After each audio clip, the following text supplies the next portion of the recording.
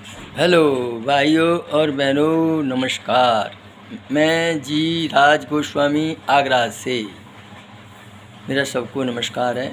और सुनो ध्यान से, आज मैं आपके सामने एक दुआ लेके आया हूँ, ज्ञानवर्धक है, ध्यान से सुनना।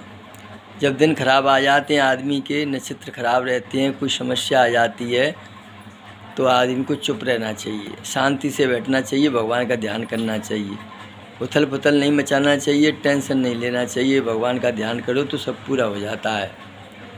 तो कब रहीमदास जी क्या करे हैं कि रहमन चुप ही बैठियो, देख दिनन के फेर, और जब नी के दिन आएंगे तो बंतन लगेंगे वे। भाइयों, इस दुआ के सहारे सब कुछ चलता है। दुआओं का अर्थ समझो। कभी ऋषि मुनि कह गए हैं तो ये सच्चा कह गए हैं। तो आप अच्छी तरह रहें, टेंशन नहीं लें, तो एक दिन अच्छा आएगा। वन में भी बेर लगने लगेंगे, ऐसा होता है कहना। तो मेरे आपसे कहना है कि प्रेम भाव से रहो और अच्छे रहो, यही मेरी मनोकामना है। जैसे मैंने आपको एक दोया बताया था, तो आप उसका अर्थ नहीं बता पाया हूँ कि निंदन्तु नीति निपुणा यद्वास्तवन्तु लक्ष्मी समा विशतु गच्छेता श्रेतम अद्दैवा मरणन्तु युगान्तरे वा न्यायाय पथ प्रवचलंत पदन धीरा। ये भागवत का, गीता का श्लोक है। इस श्लोक में बहुत कुछ छुपा हुआ है। अगर इस श्लोक के सहारे चलते रहोगे तो आपका जीवन मस्त हो जाएगा। आप इस श्लोक के सहारे चलोगे तो तुम्हारी सारी टेंशनें ख़त्म हो जाएंगी, मरने का भय भी नहीं रहेगा।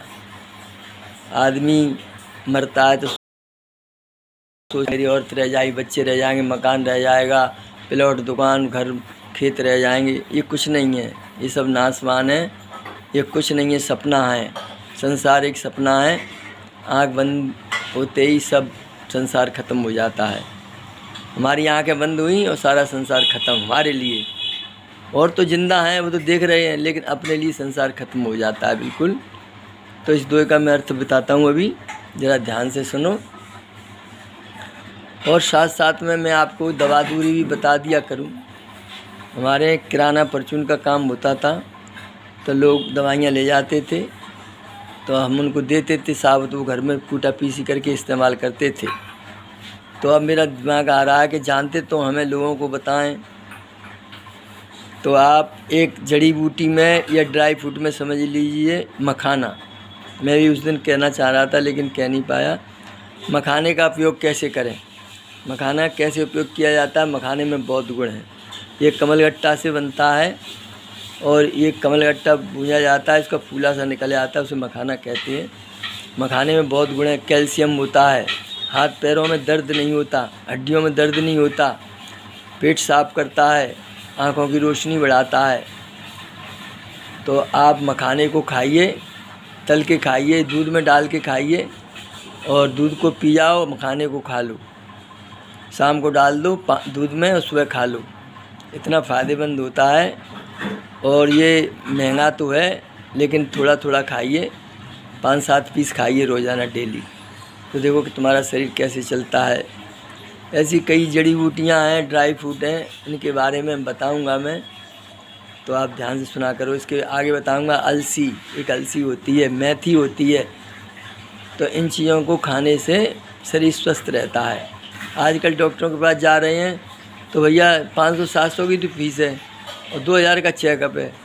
तो गरीब ने तो इलाज करा लिया, गरीब की तो ऐसी तैसी हो गई। इसलिए आयुर्वेदिक दवा खाइए और आयुर्वेदिक में ध्यान दीजिए। हम जैसे लोगों से सुन सुन के दवा खाओ, ठीक हो जाओगे। और आगे अगले दोहे में लेके आऊँगा और बढ़िया बढ़िया जड़ी बूटियाँ और भगवान का ध्यान। तब तक के लिए राधे राधे कृष्णा, राधे राधे। भैया जी को नमस्कार, नमस्कार।